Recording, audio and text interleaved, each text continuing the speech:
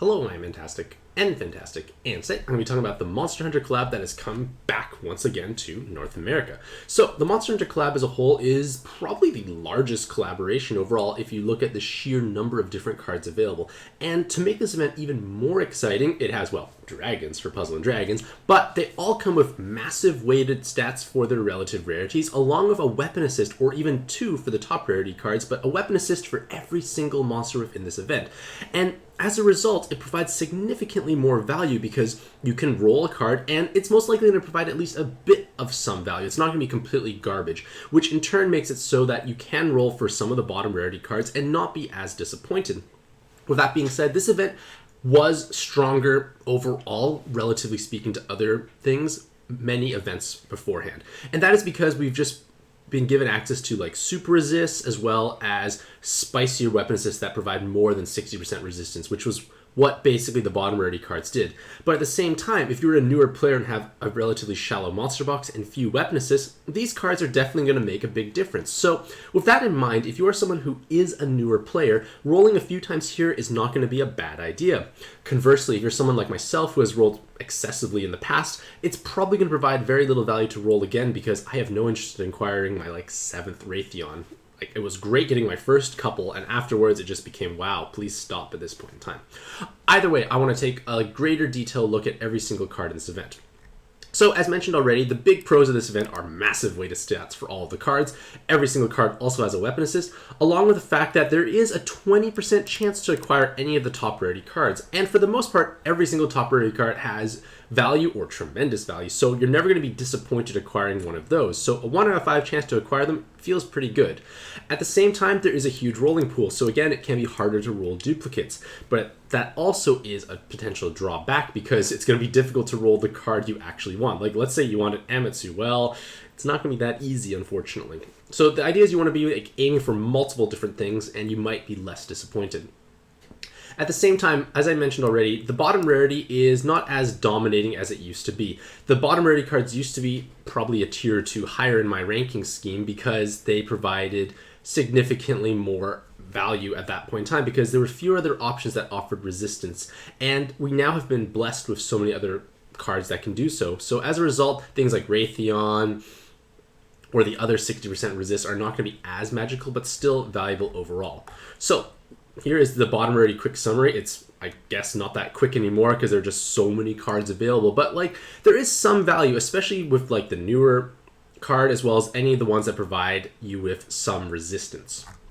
So let's just jump right into the 7-star or top rarity cards. So just remember, all 7-star cards actually have the ability to use 8 latent slots, which means they can gain 1 extra killer latent, which in turn means they could have potentially 1.5 times more personal damage against that respective spawn if you're planning to use them as an offensive option. Or they can take a big super latent for 6 slots and have 2 SDRs or a killer of your choice for the 7th and 8th slot. Either way, there is one new 7-star card who I cannot pronounce and could never spell properly, but they are an incredibly interesting card because their leader skill provides you with 6.25 times health for fire cards, but you have 6% RCV, so you're not going to be healing at all whatsoever. You're going to be just having a massive amount of health, and then matching harders will do basically nothing. So obviously you need to have a healing solution for this, and the greatest healing solution here is Kuroyuri Loop. So a Kuroyuri Loop is basically having 2 Kuroyuris throughout your team somehow, like a sub or inherited on a 1-turn cooldown, such as Halloween Mine, for example. This is probably an older idea, but doing so will allow you to use their active skill on a loop. So you can basically have a 40% health heal every single turn for the entire dungeon, assuming they don't get skill delayed. So what does that mean? Well, if you have, let's say, 500,000 health, which is a conservative estimate, 40% of 500,000 health is 200,000 healed. It's going to be really hard to kill you unless the opposing spawn has gravity plus hit or larger than 100% gravities. You're not going to die. So you have this pseudo immortality aspect to it with careful planning, and there's also a large attack multiplier, but you have to match 22 fire orbs, which in turn is going to be tremendously orb hungry, and you obviously want to have orb generators throughout your team. But at the same time, if you're using Kuroyuri Loop, 2 out of your 6 cards are going to be dedicated to this active skill. So you only have your 2 leaders plus 2 other subs who can potentially have active skills, and you probably need to have counters for the mechanics in the dungeon. Of course, if you are able to build around that or like play through a shorter dungeon that's more predictable, it should be a bit easier to do so overall. But at the same time, you just need to be mindful that 1/3 of your active skills are tied up to healing. You're going to need many orb changers, and this is not going to be a fast team. It's going to take time to clear content. I feel like you can clear plenty of content, but it's going to be slower, and that may or may not necessarily be something that you're looking for. Like, at this point in time, we've kind of gotten to the mentality that we can go fast, we can do stuff really quick, which is nice, because when you think about it, playing a dungeon for an hour at a time is kind of long when you really think about it. Like, a phone or mobile game is often stereotyped as something you pick up, play, and put down, but in this case here, you might be spending a bit longer time, so just keep that in the back of your mind. But either way, you have the potential for somewhat immortality if no gravities are involved. For their weapon assist, their first weapon assist provides you with a dragon killer, which is quite unique and rare, and dragons are actually notable spawns in most endgame content. If you're playing through something like Altarena 4, dragons constitute the 2 final hard floors. I'm not counting the pies. Like, basically Odin, Neptune, Shiva dragon for 1 floor, and then Ra or Ra and Yomi. Either way, those dragons are at the very end of Altarena 4, and being able to do 3 times personal damage against them is meaningful. Furthermore, the 3 fire rows will obviously help out mono fire teams, and the active skill also generates many fire orbs. Of course, the big drawbacks of this are, well, it doesn't provide resists, it's only good for mono fire, really, and if you're not facing a dragon spawn, well, it's obviously not going to be as relevant. But the main issue I want to point out is that cards without resist, especially weapon assist, tend to be a little harder to incorporate onto a team in solo mode, because you need to be able to counter all mechanics found in the dungeon. And if you don't counter all the mechanics found in the dungeon, you're going to have a much tougher time. Being able to completely block poison orbs from appearing is meaningful. It means you don't have to use an active skill to counter it. So having awakenings that stop mechanics tends to be the most efficient way to do so, and utilizing this weapon assist won't achieve that. So just keep that in the back of your mind, that you want to make sure you counter mechanics before you start layering extra damage. For their other weapon assist, it goes in a completely different direction, because it's not fire-based whatsoever, it's actually dark-based. You get a full bind immunity, 3 enhanced dark orbs, and skill bind resist, along with an active skill that provides you with a gemstone-style burst based on the number of enhanced dark orbs, and a full board of dark and heal. A great way to finish out a dungeon. You can basically give yourself a big burst plus a kill board in order to overcome a dangerous spawn at the end. It's a great combination of things all at once, and it gives you that bind immunity, so it helps correct certain cards' problems. But the skill bind resist is meaningful for teams that need to transform, especially when they don't have skill bind resist before they transform, so you can address that issue there while layering in passive damage. So the main drawbacks of this weapon assist are, well, it's only 1 turn of burst, and in things like Altarena 4 and above, having more than 1 turn is possibly a good thing, especially in Shura Realm. It's going to make your life easier. So you only have 1 turn of burst, so just keep that in the back of your mind. And if you are utilizing this for your attack buff, the cooldown is going to be quite long. You're not going to really be able to have it at the ready on a regular basis if you're playing through a dungeon with many attack debuffs throughout it. Next is Velkhana, and I feel like Velkhana may be a bit stronger than I'm giving them credit to, perhaps. They could be a better leader because they can favorably pair with Norza teams, which will obviously be a very expensive team to build, but if you have every card in the game, well, you can create magical stuff. And the reason why Velkhana can be a powerful leader or even a sub is because they have tremendous damage output. They have a wonderfully high attack stat. They have 777 combo. They have a VDP. They also have the 8 latent slots, so that means they could have 4 killer latents for massive damage potential, or you could use them as a leader and have a leader swap plus 2 skill delay resist. You have flexibility and options in this regards. So Velkhana is a massive damage solution, but with their active skill, they take that a step further. For 3 turns, you have 3 times attack buff, and then also in those same 3 turns, you have a water orb skyfall buff of 25%. That's a huge buff to Skyfall chances, because most Skyfall buffs are not that high. They're usually around like 15% for the shorter ones or 7% for the long ones. So you're basically guaranteeing you're going to have many water orbs and possibly extra combos fall down, which is great for your damage output. But as a leader, oof, they have a massive amount of effective health if you can heal enough every single turn. Because they have, as a single leader, it's 2 times health, and up to 22 times attack, which is, with 2 leaders, 484, which is a very large number, along with potentially 35 or 57.75% damage reduction when you heal 100,000 health or more from heart orbs.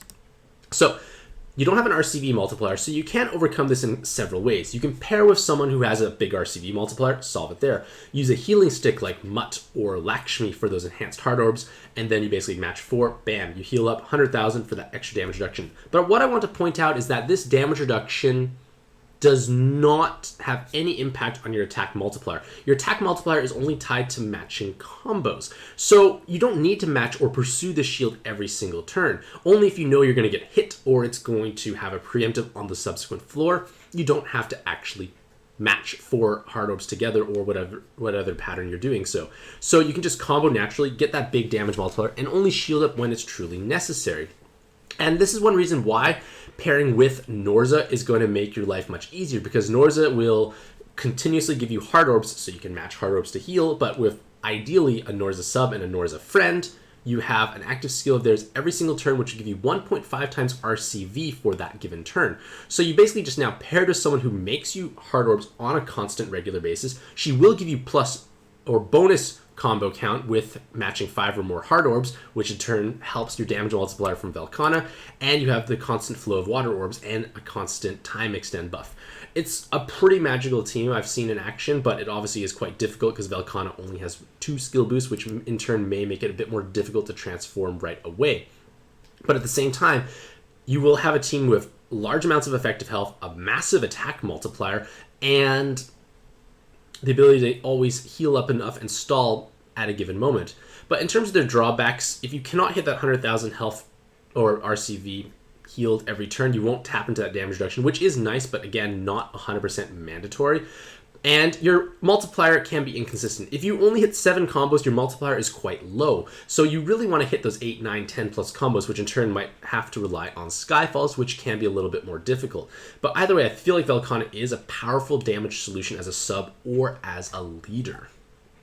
For their weapon assists, they can grant a cloud and an enhanced heart orb. And cloud resist is always helpful, but we are now starting to see more and more exciting ways to get cloud resist. And that enhanced heart orb is not that helpful for most mono water teams, or except for Velkhana, which is kind of a catch-22. In order to get this weapon assist, you have to have a Velkhana. So if you only had one Velkhana, I would keep it in their base form because you'll have significantly more value by comparison. Whereas in this weapon assist, it's kind of restricting you to kind of their team, but at the same time, you'd rather just have Velkhana being used instead of converted to a weapon assist. And that's their main drawback overall. For their new weapon assist, they can create 20 water orbs on a 6x5 board because it's 4 columns in total. You obviously get you have no RCV to keep the cooldown a little lower, but again, it's just a way to generate massive amounts of water orbs with a full bind immunity and combo orb awakening.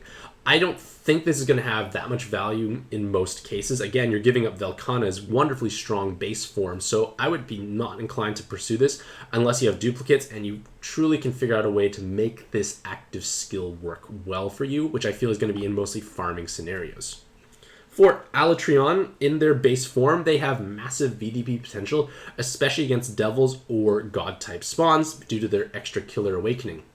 They also have a super poison resist, and their active skill does generate some water orbs and generates water orbs. So it's a pretty useful active skill, and they can be utilized on Beach Planner or like Beach Barber and Julie teams because they have the right colors. And for Beach Planner, they will get the full benefit of their leader skill because of the fire attribute, and they're actually making water orbs, which will help you activate their leader skill at the same time. So they are definitely a strong damage solution, and as a leader, they do have high multipliers, but you have to match many orbs, basically 9 connected water or fire orbs, which is quite orb hungry to really get that big multiplier that you're truly hungering for. So I feel like it's just not worth that effort overall. And you have to also keep in mind that all their damage is tied into a VDP. If you don't match that 3x3 box, you're not going to really provide much damage or gain much damage through Alatreon. But you can definitely pair them with potentially Remu and Dante, who have that kind of blobby fire playstyle. Won't be as good as Remu and Dante together, but again, it's just a possibility. With that being said, their weapon assists are quite powerful, so you might be better served pursuing them. Their first weapon assist provides you with a 80% poison resist, which is definitely meaningful, along with 2 enhanced fire orbs and that orb changer that I talked about beforehand. Reasonably strong overall, but I feel like it is somewhat overshadowed by the Samurai 3 weapon assist because they provide the same number of resists, but they give a skill boost instead of 2 enhanced fire orbs, which is possibly going to be more important to help you transform right away. But at the same time, if you don't need the skill boost, this weapon is obviously going to be a better choice overall.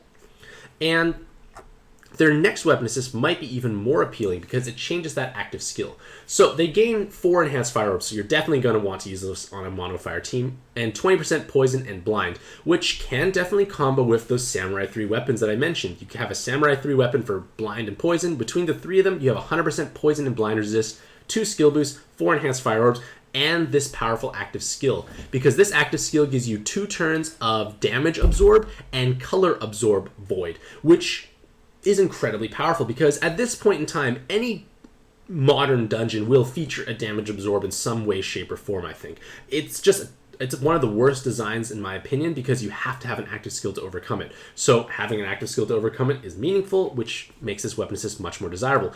But the inclusion of color absorb is also helpful because there are starting to become more and more color absorb spawns in dungeons that we play through.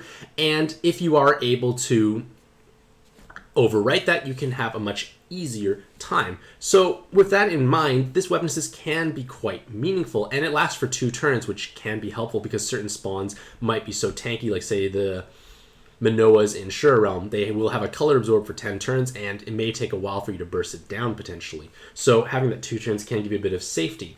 But the main drawback of this weapon assist is a longer cooldown, and if you are playing through something with multiple absorption spawns back to back, it may not be charged up in time depending on who you inherit this on top of, because you have no way to actually access this active skill a bit faster. There's no skill charge really necessarily involved. So just keep that in the back of your mind that the cooldown is quite lengthy. And now we come to Amatsu. And Amatsu is, in my opinion, the top card in this event, but not for their base form. It's for their weapon assist. Their base form is a bit misleading because even though they have 4 7 combos and the ability to take 4 killer latents, their damage output is heavily marred by this terribly low attack stat. That is a very low attack stat because all their stats are in their health. It's a tremendous amount of health, but at the same time, you almost can take away one of those 7 combos, and Amatsu is about the same damage output as something like Velkhana, who has more than double their attack stat. So just keep that in the back of your mind. And also, Amatsu doesn't have a VDP. They have only 1 skill boost, and they have terrible RCV. Like, they're a very lopsided card, and it is strong for sure, and you definitely can make them work as a sub for quite a period of time, but at some point they are going to basically lose their value, and at that point you're going to want to transition them into their new weapon assist, which is most likely going to have long-lasting value for the foreseeable future. But with that being said, Amatsu is still a reasonably strong card. Like, it definitely can function well on your mono water teams, and it will give a tremendous amount of health. And if you are using something like Norza, who does have issues with health, this can help solve that problem somewhat, as well as the active skill generating hearts and water orbs, so not a bad thing. Just keep in mind that that's 1 skill boost is going to be a hindrance. Their first weapon assist offers 2 team health and an L. It's just not worth pursuing because, like, well, you have extra bulk, but like, extra health is nice, but it's not going to change your life that much in my opinion. But this weapon assist, this harvest loot, will change your world, especially if you don't have Fagin Rise weapon assist, because it gives you a skill boost, a cloud resist, and 2 team RCV instead of team health. So very similar awakenings, but in my opinion, the RCV is more impactful, because if you have enough effective health to tank mechanics, the most important thing now becomes actually healing up enough to survive, which this weapon assist will help ensure. But to make it even better than that, you have a wonderfully strong active skill that's on a 13-turn cooldown. This active skill gives you 1 turn of 4 times RCV and 4 times attack for water, plus 2 turns haste. So you inherit this on something with a low base cooldown. Suddenly you have a 3 effective skill boost weapon assist. Wow. So much value. And cloud resist, something we needed, and RCV. There's so much value built into this weapon assist, and as long as transforming cards remain relevant, this weapon assist will hold value, because there are going to be many low cooldown cards. And even if you use this on non-water teams, like say you're using Super Reincarnated Horse for whatever purpose, that 2-turn cooldown can inherit this for 15 turns. it's still under the 18, which tends to be the magical number for most transforming, which in turn helps you get up to 17. Might have another skill boost somewhere else, get to 18. Point of the matter is, it can help you transform early on. It gives you a desirable resist, and it has a useful active skill, unlike Fagin Rise. And while I say you do give Amatsu's base form, in all honesty, in the long run, this is going to be a better choice for you to pursue. Now we come to Diablos, and Diablos has, again, like every other Monster Hunter card, big weighted stats. They have the potential for strong personal damage due to 777 combo. They have a guard break, they have skill charge, but the biggest issue is this active skill is just cumbersome to work with. Even if you can hasten it up through skill charge, it's going to still be a reasonably long cooldown for an active skill that may not necessarily help you out. 25% true gravity works well for like gravity and cheesy base builds, but 25% is an awkward number.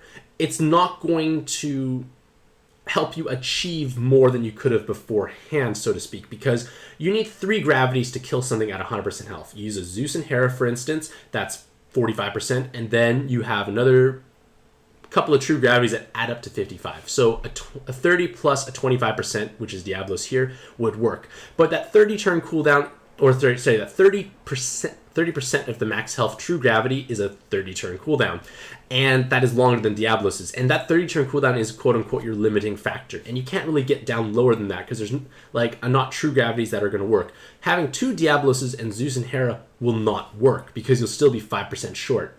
And if you had to use a 4th active skill for another gravity, well, you just kind of invalidated the whole purpose. You've just wasted another active skill. You want to try and get it down in 3, in my opinion. So Diablos is not going to change your life in those regards. So I feel like because of that, its potential for that active skill is lower, which in turn makes it kind of a dead active skill because it's not going to have much value in most content overall.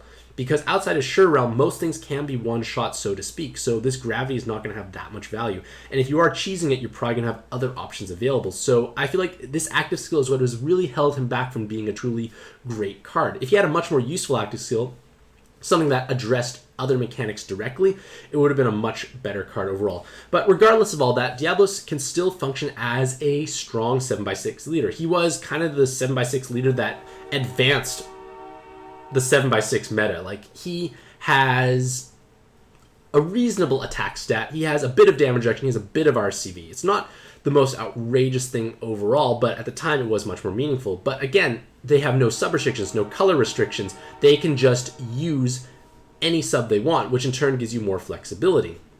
But just bear in mind that 7x6 has become much more punished with things like Altarena 4 and Sure Realm, where like using 7x6 will cause a penalty of some sorts. For Diablos' first weapon assist, I do not find it helpful. I already mentioned that active skill is not that great, so we're getting that same active skill with Bind Immunity, which is helpful but kind of commonly seen, as well as a TPA. That TPA as a whole is not that helpful. I don't think TPA is that great of an awakening. It's difficult to make it truly work, but at the same time, this active skill is not something you necessarily want. It gives you a bit of orb, enhances a bit of damage reduction. It's a lot of awkward awakenings, and from a top rarity card, I expected much more, so to speak. But I guess maybe that's why their new weapon assist exists, but it does change them up, thankfully. So they have a Cloud Resist as well as Double Jammer, and they also have an active skill that now removes all Bind and Awoken Binds, as well as 500,000 damage to an enemy 3 times. So it's 1.5 million button with a full Bind and Awoken Bind clear. It's not a bad combination overall, but it may be difficult to get both of those components to line up. You're rarely going to need both components at the exact same time. So you're either using it for helping you button through content or clear those Bind and Awoken Binds. But I feel like that's a bit risky because, like, let's say you use it for traditional content and you rely on it for your Bind and Awoken Bind clears. Well, let's say that spawn never appeared. Well, now you have an awkward button that does nothing. There's no orb changers. There's no other effect that can counter mechanics. So it's kind of a risky-ish active, so to speak, in my opinion, because it's providing much less collateral benefits. But again, if you need a Cloud Resist or you need those Jammer Resists, it might be modestly helpful, but I feel like it will be passed over for stronger Cloud Resist. Like, look at Amatsu's weapon, much stronger overall with Cloud Resist. Nergigante has been buffed in their base form to now have a 10 combo. So they can now actually function as a strong damage dealing card because they have a 10 and a 7 combo awakening along with solid attack. But the main issue is to hit 10 combos, you probably need 7x6. And the best mono dark 7x6 leader, because Nergigante truly wants to be used on 7 mono dark teams, is Nell, and Nell needs balance typing, and Nergigante is not balance typing. So it's going to be a little awkward to find a great place to use Nergigante in that regards. But if you do decide to use them still, you could still pursue a less offensive route and just take the super skill boost Super Awakening. So now you have 4 skill boosts, 3 enhanced dark orbs, and an active skill that creates a column of dark, a column of hard orbs, and 4 turns of dark skyfalls. Pretty powerful and reasonably high impact active overall, so it's never going to be a bad thing on your mono dark teams. Just be aware that you may not tap into that 10 combo all the time, but hey, 4 skill boosts is nothing to scoff at, along with nice, solid weighted stats that are well distributed to every metric. For their first weapon assist, it has a skill boost and 3 enhanced dark orbs. So, mono dark teams that want to transform could rejoice. It gives you that skill boost, it gives you that extra passive damage, which may or may not be important for you, but in harder content, a little bit more damage can go a long way. And if you are able to cover all the different resists or counter all the mechanics necessary, this weapon assist can be much more safely used. And that active skill, if it does charge up, you're probably not going to be upset about it because it's quite a nice active. You get hearts to heal, you get dark orbs for damage, and dark skyfall. There's no real drawback to that active skill, so to speak. So I feel like it is a powerful solution if you need damage, the ability to transform, and you have the way to cover resists. But on the flip side, if you want passive damage for your entire team as well, without a skill boost, you can get 2 rows, 2 dark orb enhances, and 40% blind resist. And that blind resist can definitely combo with other 20% to hit that 100% threshold. So you have passive damage, you didn't care about transforming, and the active skill now gives you a 50% damage reduction shield for 4 turns. Not bad, can help you survive those big gravities that might be coming up, or preemptives, as well as changing the bottom row to dark orbs. So even if you don't use the damage reduction, you now have bonus dark orbs. There's no drawback. Like any active skill that produces orbs is never going to be bad. And that is because you at least get some value out of it, regardless of what other metric was tagged along here.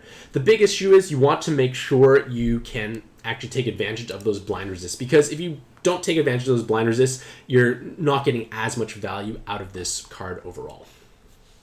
For Zinogre, they remain a strong damage solution because they can have a 7 and a 10 combo with a large attack set. In fact, Zinogre just has comically high weighted stats. Like, those are big numbers across all levels.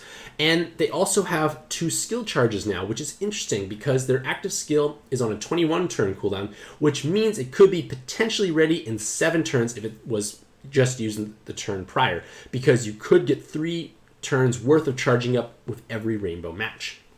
And this active skill provides you with a full rainbow board along with 1 turn of attribute and damage absorption void. So, as mentioned before, countering damage absorb is pretty much mandatory, so having a strong rainbow solution for that is meaningful. But you just need to be aware that if you don't hit the skill charge, it obviously won't charge up, but it's only lasting for 1 turn, unlike things like New Year's Reach, who lasts for 3 turns if I'm not mistaken. So it is a much shorter lasting card overall, and it obviously needs to be used on rainbow teams to truly take advantage of it, which is going to be a problem for their weapon assists when I scroll further down, because their first weapon assist retains the same active skill on a 21 turn cooldown. But we now have so many more cards that have access to this type of active skill on shorter cooldowns. And because there's no skill charge associated with this weapon assist, you're not going to be able to charge this, inherit up that quickly, which in turn may put stresses on you, especially if you're playing through content with multiple damage absorption or color absorption spawns not back to back, but spaced modestly far apart in the dungeon, that it will be hard to charge up 21 plus base cards cooldown. Yes, the poison resists are helpful, skill bar resist is helpful, but it's going to be difficult to make the active skill work, which in turn makes me less inclined to pursue this weapon assist. For their new weapon assist, it gives you 2 light rows, full second of bonus movement time, and full bind immunity, along with an active skill that provides a gemstone style burst based on the number of light rows, which can jump up to very high numbers. If you have 4 other light rows on your team, plus the 2 from this weapon assist, that's 4 times burst. It's going to get higher and higher. You have 6 rows plus the weapon, that's 10 times burst. It's a pretty big amount of it's a pretty big burst potentially if you use a mono light team. It also will create 6 light orbs. So you have damage and a burst. Great combination overall. But the biggest drawback of this weapon is it's a very narrow range of usage. It has to be used on mono light teams that use Rose. And there are not that many of them, at least at this point in time. Might change in the future, but at this exact moment, not as many mono light teams are abusing Rose right now. But again, if you are using one that does, this could be a valuable weapon assist. But other than that, you may find more value in their base form as a wonderful rainbow sub because of those big stats and an active skill that is meaningful. Fatalis returns with their comically large attack stat, which in turn makes them a strong VDP potential monster, but I feel like a lot of these Ls kind of go to waste, because having 1 L on a team is meaningful. Having 3 is a little excessive. Yes, with his attack stat, it can be meaningful damage, but it does, like, Ls are not as efficient as a damage awakening compared to 7 combos. They provide 1.5, not 2 times as well. And at the same time, the main reason why he has all these Ls is to synergize with their leader skill. But before I jump to that, I want to talk about their active skill, because their active skill gives you an L of Dark Orbs in each corner. And that results in potentially 10 Dark Orbs being created in total, which is obviously helpful for their Orb-hungry leader skill, because their leader skill forces you to match an L. You have to match an L. If you don't match an L, you don't get damage. And that is the biggest problem, because against Void Spawns, you need 5 plus 9, 14 Dark Orbs to kill. Very difficult. Their leader skill also has no auto follow-up attack damage. So, holy shit. If you have to face a spawn with Resolve, Void, I don't think it's really going to happen. Like, the spacing for it is just going to be so awkward. It's just going to be like, you have no combos either. I guess you could possibly space it, but like, it's just an awkward combination, like, pattern to match overall. Like, you're not going to have much space to navigate and maneuver. So that is the biggest drawback of Fatalis as a leader. Even though he has tremendous survivability, with 2 leaders, you have 4 times health, 9 times recovery, and 43.75% damage reduction. It's going to be hard for you to die, but it's also going to be hard for you to kill things. It's just kind of awkward in that regards overall, which in turn makes me feel like it's hard to use him as a leader. And as a sub, you are a big VDP damage solution, but that's kind of all you're really bringing. So I feel like he's kind of walking this awkward line of like, he could have been better. If his leader skill didn't proc from just Ls, it proc from blobs of dark, he would have been an infinitely stronger leader. For their first weapon assist, it provides an L, which is always helpful. If you have 1 L on a team, it is great. Having multiple Ls becomes a little more redundant, but 1 L, great. As well as 40% poison and 40% jam resist. So using that with other weapon assists that provide those resists can help you efficiently reach that 100% protection while having that active skill that generates 10 Dark Orbs, potentially with actually a 2 times attack burst. So it's a reasonable weapon assist overall, but I feel like super resists have kind of cut down on the value that 20% bring, and Jammer Resist tends to be one of the less spicy resists overall. Like, I usually don't go out of my way to pursue Jam Resist. If I have Jam Resist, great. If I don't really go out of my way to find it necessarily. So I feel like it's just kind of a little bit of a lacking aspect there, and then it becomes really 40% poison resist with an L, which is not as magical overall. For their new weapon assist, I think it's truly unique, but I can't really think of a great place to utilize it at this point in time. So it provides you with a follow-up attack, tape resist, and a jammer.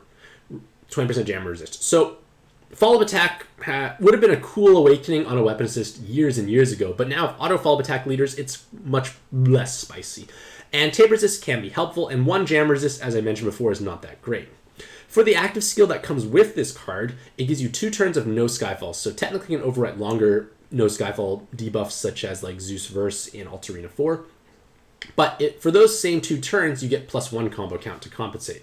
You also get, for those 2 turns, only Fire, Wood, Dark, and Heart Orbs appearing. So it's a quad Skyfall buff, so to speak, but the main problem is there's no guarantee you're going to get the orbs you actually want to fall down. Like, it's not a true orb changer, and it only happens on subsequent turns. It doesn't happen necessarily in the turn that you use it on because of the no Skyfalls. The orbs can fall down matched. They won't actually trigger matches because of no Skyfalls. And that lack of triggering is a problem if you plan to use it for ranking dungeons, because a popular strategy in ranking dungeons is to use a magic Lin board for perfect 10 combos, and then a quad Skyfall active alongside of it. So you clear the entire board, 30 new orbs fall down, hopefully a bunch of them match. That won't occur because of no Skyfall, so it can't be used in that regards. I also don't feel like I would want to rely on this in harder content, because I would use it and then pray my next board has good orbs, and it probably won't at a key and important time, and I'll die because of it. And I don't like that aspect of it being random in that regards. Like, if I want an orb changer, I want to know what I'm getting. I don't want to, like, take a risk with what orbs are going to appear. So with that in mind, I feel like it's a cool concept, but I don't really see it panning out in any true way, shape, or form. Next is Akantor. And Akantor in their base form has a super jam resist, 777 combo with a VDP, along with a big attack stat.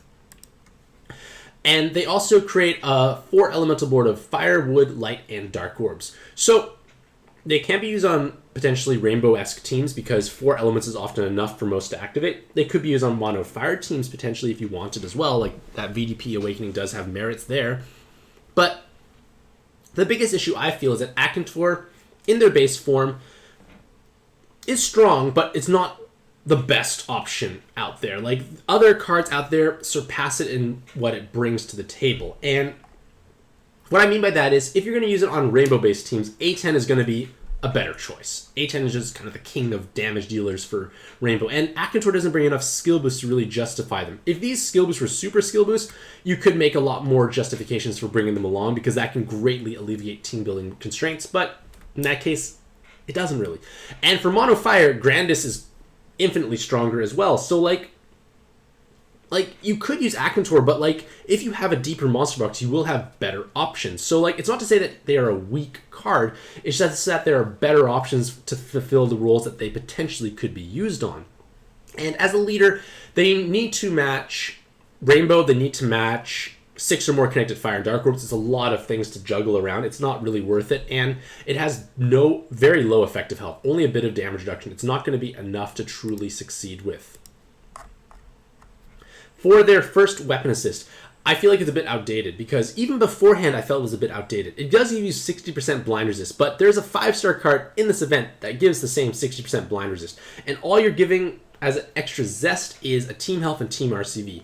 It's not to say that these are bad to have, but those are relatively small impact awakenings, especially for a high rarity card, and it also has a relatively low cooldown.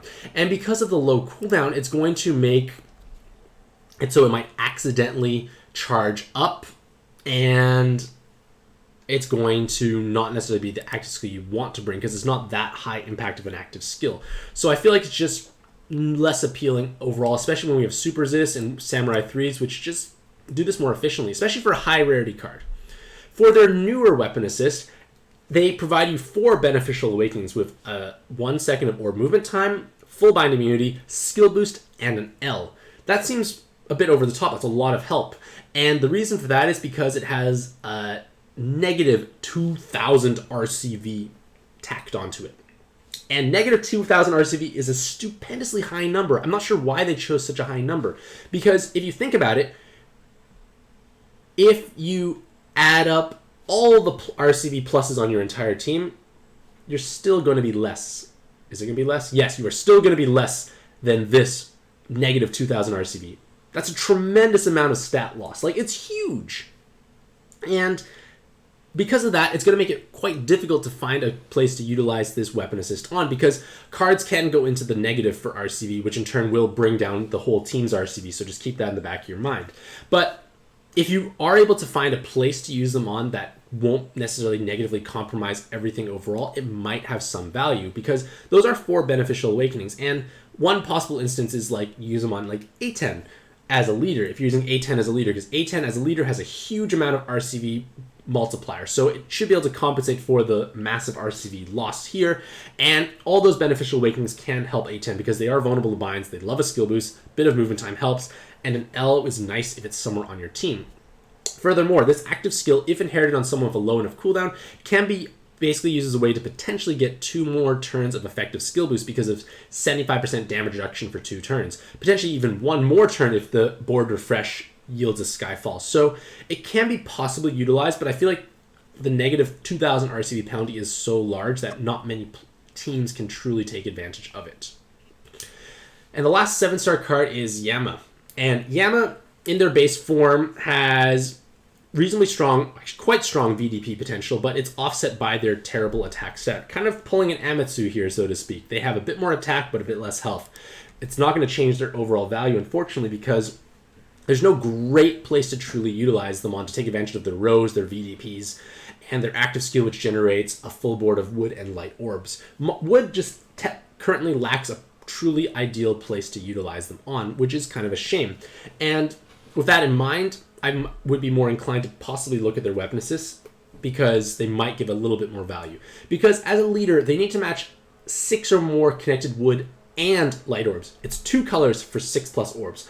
Incredibly orb hungry, incredibly clunky, I feel, overall. You might get bonus combos, but it's just clunky and orb hungry, which is going to make clears slower and less efficient. For their first weapon assist, it provides you with 2 wood rows, a skill boost, and a physical killer. So as I mentioned, the wood rows, you may not be able to find a place for them. So it's going to be like a skill boost with a physical killer. Now, having a killer awakening through weapon assist is always helpful. A skill boost is never going to go out of style, but it's just that at this point in time, physical killing is less magical, so to speak. We have many, like, there are not that many physical spawns that need bonus damage. Like, at least in current content, the later spawns tend to not be physical. So you're not getting as much value out of it in those regards, and this active skill, unless it's for mono, wood, and light, won't be helpful. For their new weapon assist, it does provide you with 5 resists, which is actually quite cool. 5 20% resists, so you think, well, maybe it's 100% resist in something, which would be new and exciting. Sadly, that is not the case, and in fact, it's 60% jammers, 20% poison, 20% blind. I am not a huge fan of jam resist. I think it's nice to have, but I usually don't go out of my way to pursue it. So you have 2 helpful 20 resists and 3 less helpful. So it just brings down the overall value of this weapon assist. And if you're not actually taking advantage of the 20% resist, it's not going to be that meaningful. If you're using super resist on your team, this is not going to be a helpful weapon assist. And the active skill, it can potentially provide you with some turns of effective skill boost, but it comes on a 14-turn cooldown with this delay.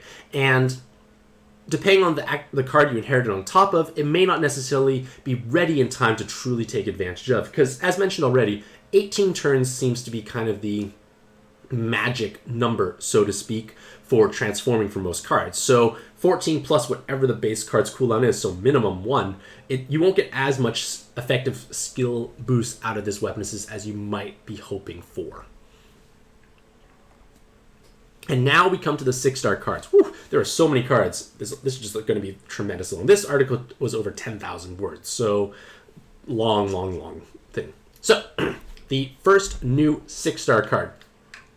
They have many L's, which I said before is a bit of a trap. Those L's could have been better served as something else. 1 L, cool. Multiple L's, not as cool. They have reasonable amounts of personal damage, though, with 777 combo, Cloud or Tape Resist, but it's the active skill that gets me most excited, as well as potentially the leader skill as well. But the active skill gives you the ability to fully clear all unable to match orb effects by 9,999 turns. Great. It also removes all awoken skill binds. Great as well. But the best part is it creates 5 water and 5 light orbs. So you have 2 counters to notable problematic mechanics. Awoken binds and unable to match orb effects are starting to become much more common. So having a counter for both of those is great. You only need 1 active skill for that. But even if you never encountered those spawns, or you're just later on in the dungeon, you pass those spawns, this active skill will still provide you with the orb generation, which is great because your mono water and mono light teams are going to appreciate this. For their leader skill, they give you 4 times health with dual leaders, as well as a reasonably high attack multiplier when matching light and water orbs. All you do is match light and water orbs. It's kind of like Yusuke, but better. Just no healing. You just need a healing solution on the team. It's like Yusuke with better multipliers and auto follow-up attack. So I feel like as a whole, this is actually a reasonably strong, like a reasonable leader skill, but you have to bear in mind that it only gives health for water attribute cards, which might restrict the types of cards you can bring on your team. And the multipliers, while nice, are not as game-changing as other things possibly out there, along with some of these awakenings being wasted, which makes me want to utilize them as their weapon assist, because as a weapon assist, they give an L awakening, which I mentioned is helpful. That 1 jam resist may or may not help. 3 enhanced light orbs definitely helps mono light teams, but it keeps that same active skill, and that's an active skill that will be helpful. Like, for myself at least, my monster box doesn't have many good options for countering unable to match orb effects. I'm basically relying on Mystic Elf, which is alright, but it could be a little spicier, so to speak. And this can be a little spicier because it gives me that Awoken Bind Clear alongside of it, as well as orb generation for light and water orbs, so it can definitely provide value there. So if you were fortunate enough to roll this card, I would pursue the Weapon Assist once you exhaust the value in their base form, which might be quite quickly. Rajang is a truly unique card. They have 2 10 combo awakenings, which means 25 times personal damage. Wow. They also have one of the biggest buttons possible. They have 500 times attack button on a 25 turn cooldown, but that's a big button. They can do large amounts of damage, and they also have a large attack stat, which in turn means that big button becomes bigger. But the biggest issue I feel at Rajang is that they're chasing 2 different complete metrics. They're a great button card or a potential damage solution, but the uses for both of those don't really line up. And the reason for that is, as a button, you want to basically have lots of skill boosts and a big attack. You can potentially have 4 skill boosts, which is true. And again, button farming, he can definitely be a powerful solution for it. But again, if you don't have interest in button farming, it's obviously not going to be as exciting. As a sub, as a damage solution, you need to hit those 10 combos or that's not happening. But the problem is, if you're using them as a damage dealing card, you're not going to like this active skill. It's a 25 turn cooldown, which is going to be basically dead weight when playing through like arena style content. It's not going to be helpful. So you got a long cooldown. It's kind of like a Diablos style cooldown. Not that helpful overall, but worse than Diablos, at least in my opinion, for arena style content, because a button won't do anything there.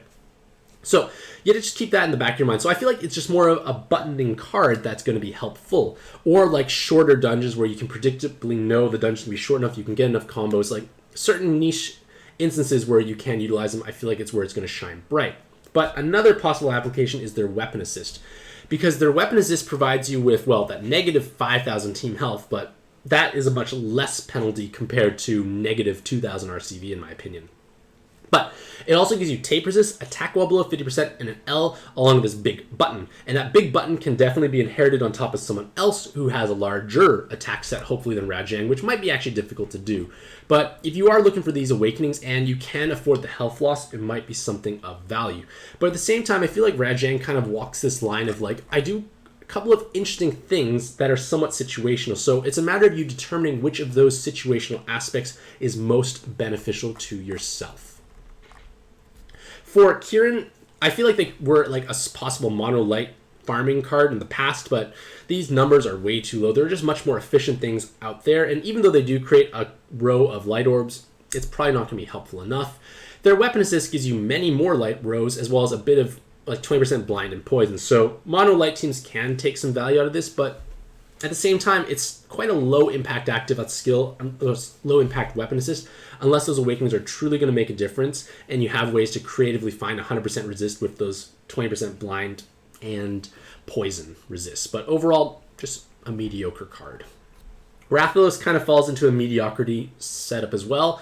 They do have ability to give some team health, some enhanced fire orbs, 777 combo, like not bad stuff overall. Their active skill generates 5 fire orbs and enhances all fire orbs. So it feels kind of generic. It feels actually just like an old card. They don't have any newer mechanics necessarily. They don't counter any kind of mechanic.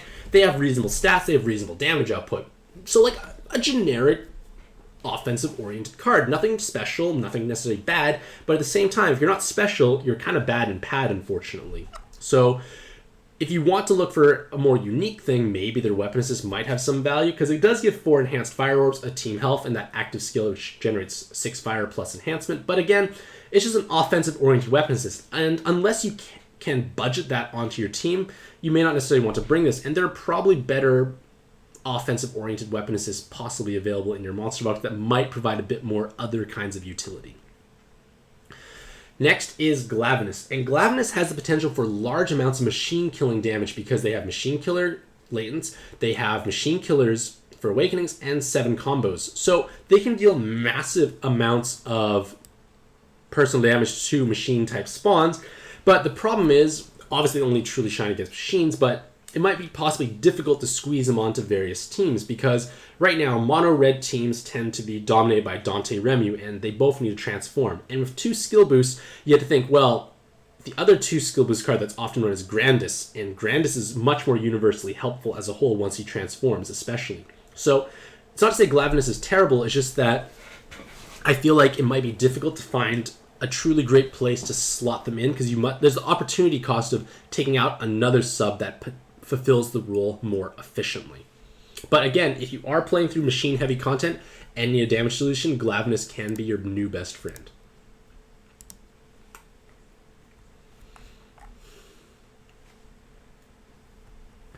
1 second.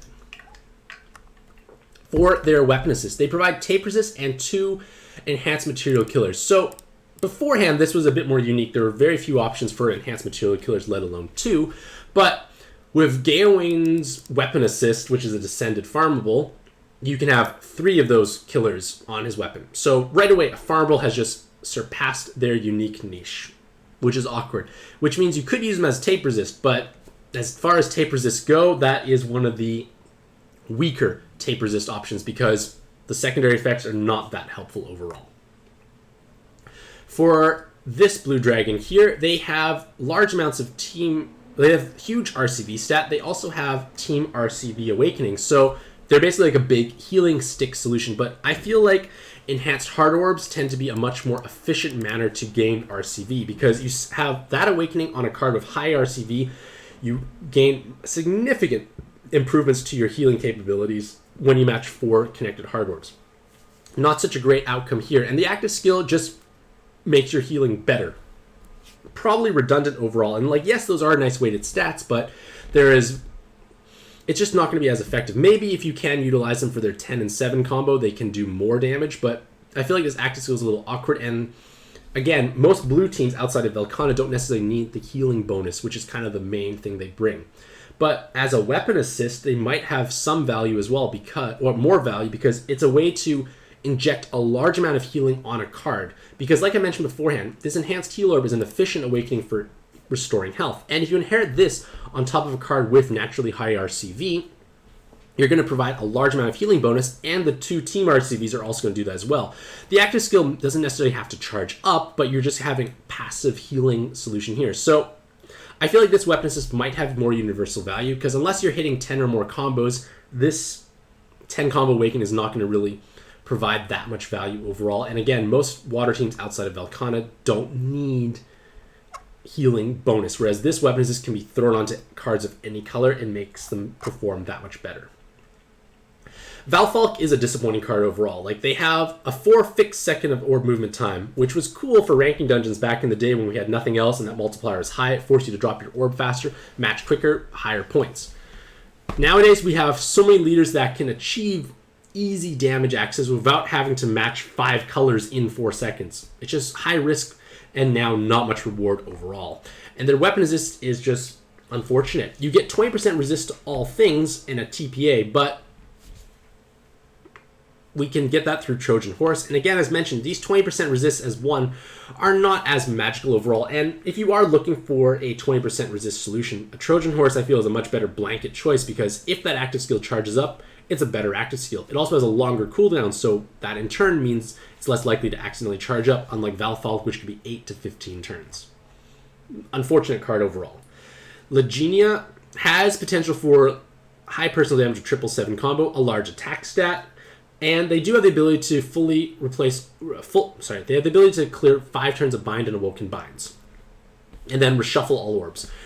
Main issue is, I dislike the secondary effect. Reshuffling all orbs is an inconsistent way to get a new board. You don't know what you're going to get. It could be good, it could be bad. It's most likely going to be bad when you need it to be good. That is problematic overall. And they don't have a VDP, so that potential damage all that damage potential is wasted. They do give team health, which can add bulk. They do have good RCV, but I feel like they're just kind of a relatively generic card. Like, they're not necessarily that high impact. I wouldn't seek out to use them over other options, especially considering they only have 1 skill boost. So, like, they don't really have any great particular niche they can truly fulfill overall. For their weapon assist, they have 4 water rose and 20% poison and jammer. So again, mono water teams might appreciate these extra rows. They might appreciate the bit of resist, assuming they can take advantage of them, but you may not necessarily be able to. And if you have the big face mask from the Power Rangers weapon assist, I feel like that's a better choice for water rose if you want an inherit. But again, this might be a possible solution if you can take hopefully advantage of those resists, or you don't necessarily need to have, you're playing through content that's not as difficult, that is demanding for active skills. Brachydios is a powerful damage solution, especially against devil cards, because they have a large attack stat. They have attack level of 80%, they have devil killers, they have 7 combos. So they can definitely be used in content where you need to smash through the devil reliably. But it's their active skill that might be more unique and it gives them the ability to become a powerful button solution. And this is because it's a 300 times button on a relatively short 16-turn cooldown, which has beautiful synergy with their huge attack stat. So ways to make this button bigger is inherit co-op boost onto Brachydios when playing through co-op, or inherit just like on transfer stats for making his attack bigger. Basically, just make his attack as big as possible, and this button can do tremendous amounts of damage. And button farming, the main appeal of it is you can basically clear a dungeon much quicker, because with the push of a button, you can execute a low health floor. It has much less animation time overall, which in turn makes you able to farm a dungeon faster. Again, that's not necessarily something that's appealing to every person out there, and if you don't take advantage of his button, Brachydios is just less magical, because I feel like Brachydios' button is one of his main attractions. But if you find his button potential is not as magical, look into his weapon assist if you need an offensive solution. So, I feel like this weapon assist was a bit stronger in the past because there were less mechanics to counter in dungeons. Nowadays, there are far more mechanics to counter, which makes it harder to squeeze in purely offensive weapon assists. But as far as offensive weapon assists go, this is quite strong because you have 4 enhanced light orbs and attack while above 80%, which means it's 1.5 times damage for the owning card against any spawn when you're above 80% health.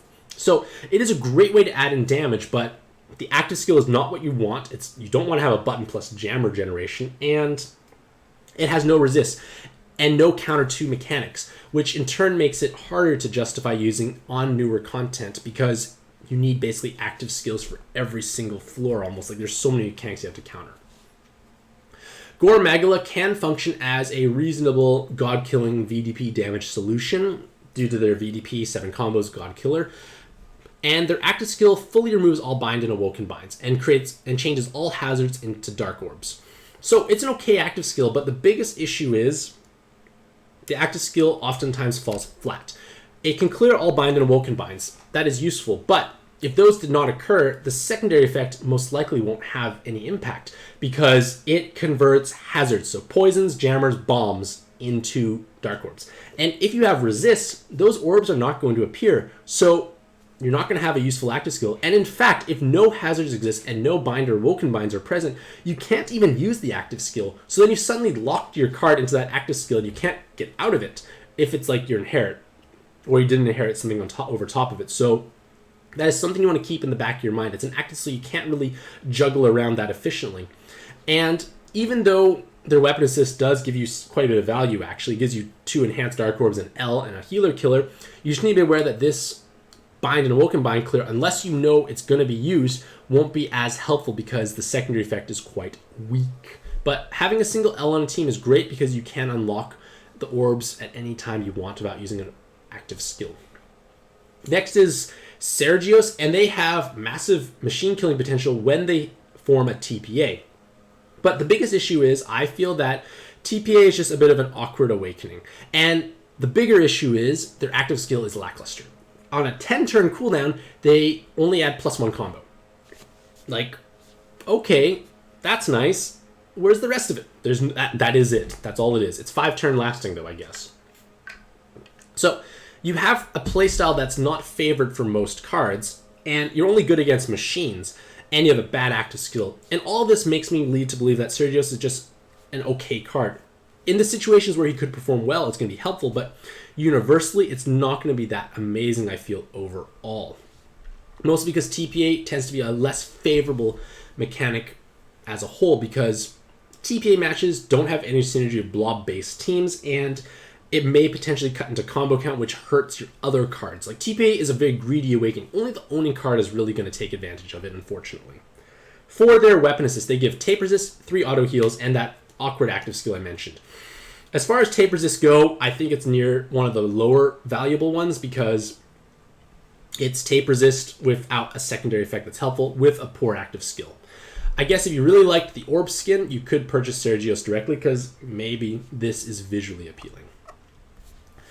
And now we come to the 5-star cards. This is a tremendously long article. So the new 5-star card has some value in their base form. They have modest VD potential, they have some team health, but I feel like it is their weapon assist that provides much more value, which is often going to be the case for the 5-star cards, because their weapon assist has a balance killer and 4 enhanced fire orbs. So This is very similar to Kororo and Weapon Assist in the sense that it's 4 enhanced orbs and a balanced killer, because that combination is great for things like Altarina 4 where you need bonus damage, and balanced typing is incredibly common spawn. It's one of the most common spawns in the dungeon, and the later floors are heavily populated by balanced type. So giving your damage dealing cards even more damage and the whole team more damage can be meaningful.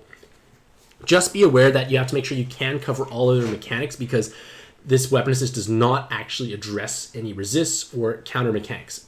And the active skill, you probably want to leave it unskilled, because generating only 3 fire orbs may not necessarily be what you want to have from a given card. For Rathian, Rathian actually has potential for high damage output with 7 combo and a 10 combo with their healer, attacker, and physical killer awakenings. And this is true, but at the same time, I feel like we don't have any great place to utilize them on. We need to hit 10 or more combos, and there are not many teams that can truly take advantage of Rathian, I feel, overall. And their active skill is a delay, which is only helpful for you charging up your other active skills, which may not be helpful, because if you're playing a team that doesn't need help transforming or has enough ways to transform, it may not help. But at the same time, you could definitely abuse this delay for the additional effective skill boost, but just be aware that it's not going to be helpful to you after being used, which in turn kind of leads me to believe that maybe their Weapon Assist might be a bit more helpful. Their Weapon Assist was at one point one of the most desirable cards in the game because of the 60% poison resist, which was difficult to do beforehand. Much easier to achieve nowadays, but still useful nevertheless. And this active skill, that 2-turn delay, can be used for effective skill boosts, because you inherit this on top of someone with a lower base cooldown. Delay, go on your happy little way to start sweeping through content. So I feel like that's a better way to juggle this active skill. But again, if you can hit those 10 combos reliably and those killers are relevant, Rathian might be a possibility to be used as a sub. Next is Tigrex, and Tigrex is not a good card. Like, they don't provide much of anything. Their active skill creates firewood and jammer orbs. I don't want jammers. You know, I think my mom calls it poop when it appears on her board. She doesn't like it. I don't like poop. Jammers are bad. Jammer meta never took off. So Tigrex is just not a truly good card at this point in time. Like, yes, they could have 777 combo, but like, who doesn't have 777 combo nowadays? Like, everyone has 777 combo, so not exciting. Weapon Assist provides you with plus 300 attack. Cool. And that same active skill, which we don't like. I just don't. I have Tigrex. I don't think I've ever used Tigrex once in my entire time playing Pad, which is kind of awkward. He wasn't good before. He's definitely not good now.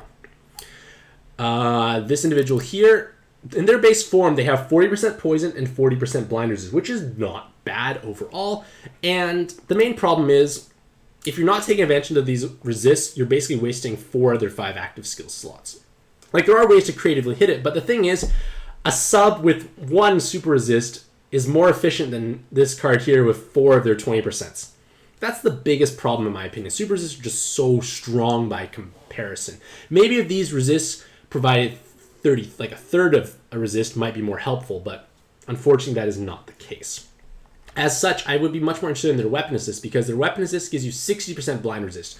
Again, how you actually hit your 100% resist is all up to your monster bucks, but 30% or 60% resist is a good start. Just be aware that the active skill tied to this weapon is a relatively short cooldown, so make sure it's dumped frequently or put on someone whose active skill you use on a regular basis.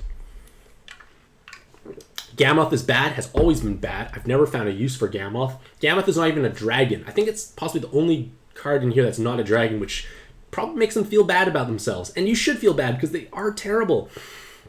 Their active skill does a 1-turn delay. Creates 3 water, wood, and dark orbs. Who uses all those colors? No one really relevant at all. So I wouldn't want this active skill. These awakenings are nothing special. They have large health, cool, but that's all they're going to be doing. We have lots of ways to get big health. Like, Amatsu had big health, and I don't even think he's as magical as he could potentially be, and he's way better than Gammoth. Gammoth's weapon gives you a bit of health, a bit of resist. Oh, goodness gracious me, a terrible active. Like, there's like, no, this is not doing much at all of anything. Like, there are better ways to achieve your 20% little resists. Astalos has large TPA potential with their potential 6 TPAs and, 5 TPAs plus double 7 combos. So they could have large damage potential, but at the same time, where do we want to use this card? Like, it's hard to find a truly great usage for them overall, I feel, because TPA is a less preferred mechanic. Their other awakenings, well, it's 2 skill boosts, but that's not that high impact overall. No skill bind resist. I feel like just nowhere to truly use them efficiently. The active skill is a 2-turn delay. Maybe you get a bit more effective skill boost out of it there, and then 2 turns Light Orb is more likely to appear. But at the same time, once that's used, you have a kind of dead active skill for the rest of the dungeon. Like, I like my delays, if possible, or on things that transform themselves, or through my inherits, because I don't have to deal with that delay later on. Maybe some certain content might have value delays, like Sure Realm can have some spawns that benefit from being delayed, but most things don't necessarily.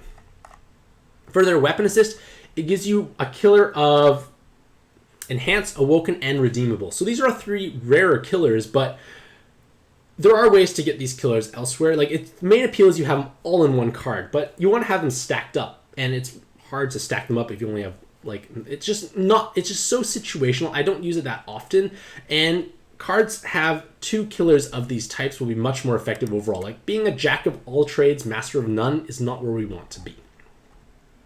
Barioth could be called Badioth because he doesn't do much at all. Like, he has some TPA potential, but not much less than Astalos. An active skill that creates a tri-elemental board of water, light, and heart orbs, and then delayed by 2 turns. So a tri-elemental board changer normally has 8 to 9 turn cooldown if there's no secondary effect. So you're paying for a significantly longer cooldown for a little bit of delay, and that little bit of delay may not necessarily be able to be utilized, because if we look at their weapon assist, well, those awakenings are nothing we want to see anyways, but if we're trying to use this weapon assist to delay cards, it's a bit longer. Maybe even inherit on someone with a really short cooldown, it could work, but even then, you're kind of forcing it along. Like, this weapon assist is not... These are awakenings we don't want to have. Next, and lastly, thankfully, is Paolumu. So Paolumu in their base form can be a potential healer-killing solution. They could have healer-killer latents, 2 healer-killers, but if you have any other healer-killing solution anywhere in your monster box, you're better served in their weapon assist because it's much more unique. While 60% jam resist tends to be lower on the priority list, the active skill tied to this weapon is quite helpful. You get a time boost, which is okay, but you also get water, dark, and heart orbs. Useful board changer, not a bad thing. And if you had space to throw in your Lumo Smasher, I would put it in your team, especially if you're mono, dark, or water teams, because if it charges up, no one has ever been sad to use a tricolor board changer of hearts, I feel. It's almost always going to produce a good result. So it's a relatively safe weapon assist to use, and while it's not the most desirable resist, it can be helpful in the right situations. So, do I plan to roll? I do not plan on rolling within the Monster Hunter collab due to the fact that I have done so many times in the past. Like, I feel like I have more than enough of the old 5 stars and a good chunk of the 6 stars and some 7 stars that rolling is just going to result in sadness overall. But it's always fun to dream. And for myself, I would love an Amatsu. I feel like because the weapon is so powerful. But again, I might even want a Velkhana as well because it would give me a nice, powerful thing to pair with Norza or just a strong damage-dealing card as a whole. So it's kind of almost a toss-up between Amatsu and Velkhana in my opinion for myself. Because Amatsu is wonderful weapon, Velkhana for their offensive sub and leadership potential. For my 6-star card, I feel like the new one is somewhat of a default winner in a way. I've got a modest number of the 6-star cards, and none of the other ones really appeal to me. And my monster box actually has a relatively large hole in it, so to speak, for unable to match orb effect solutions. So this can be a dramatic potential for myself, as well as tying in the Awoken Bind Clear, which just eases the team building restrictions I might have. And for the 5-star cards, the brand new one is a default winner. I have all the other 5 stars to excess. I have no interest in acquiring another Rathian, even though Rathian is a helpful card. Don't need any more. So, in conclusion, I feel like the Monster Hunter Collab is still a reasonable event overall, but as a whole, it has lost some of its luster, so to speak, because relatively speaking to other events, it is not as dominating or powerful. But with that being said, let me know what you think about this event in the comments below. Do you plan on rolling? And if you do plan on rolling, who do you hope to acquire, and what did you actually acquire? Either way, hopefully you have a fantastic day. I wish you all the best luck in your own pad adventures, and happy puzzling.